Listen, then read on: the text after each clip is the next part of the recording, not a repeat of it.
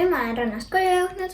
Nüüd hakkame Mr. Tripsaps-Trulli mängu. Ja siin koti sees on need samad kivid, mis me korjasime koos rannast. Selle koti jaoks, kuidas seda teha, läheb vaja sul paela, riiet, kääre, markereid, veekindlaid. Ja et me saaksime siia peale ilusa välispinna, nagu siin, peame selle teistpidi keerama. Järgmisena me peame võtma ühe suure praetaldriku ja asetama selle siia peale. Ja siis võtame ühe musta markeri.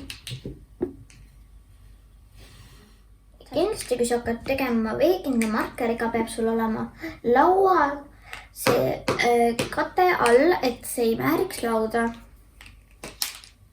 Järgmisena käime ringi.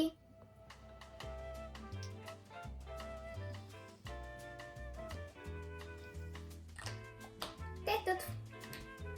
Nüüd peame võtma väikse taldriku. Võtame nüüd väikse taldriku ja asetame selle ringi keskele ja teeme samasuguse tiiru.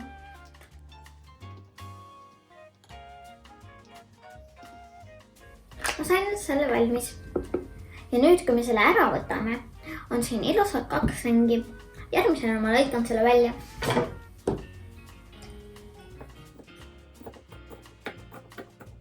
Nüüd me joonistame siia skeemi.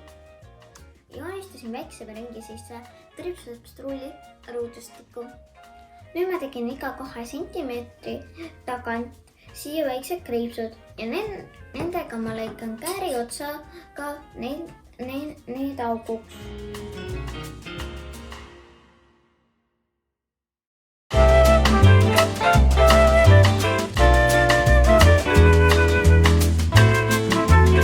Võtame nüüd ühe ilusa nööri ja ajame läbi nende kõikide aukude.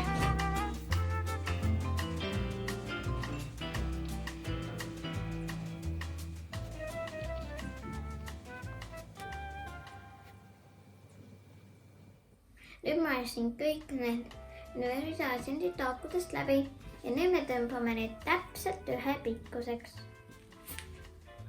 Nüüd proovime kivid sisse.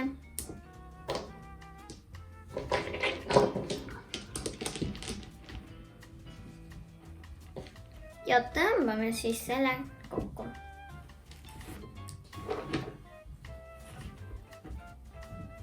Päris suur tutt oli.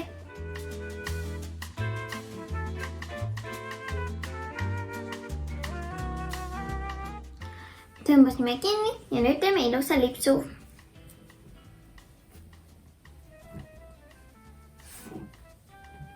Natuke veel sätin seda, et see oleks hästi ilus.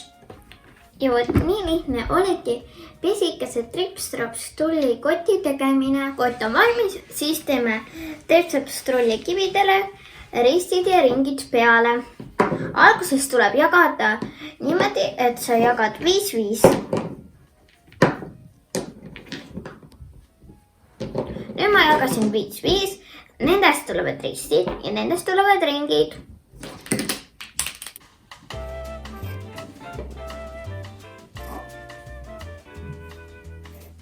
Ja ma saingi valmis.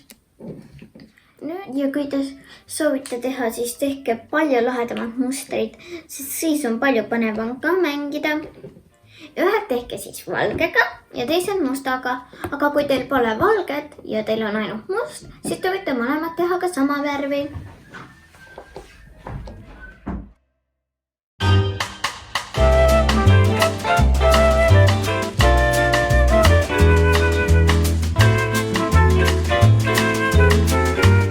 Nüüd paneme siis koti kinni ja võtame randa kaasa. Head aega teile kõigile!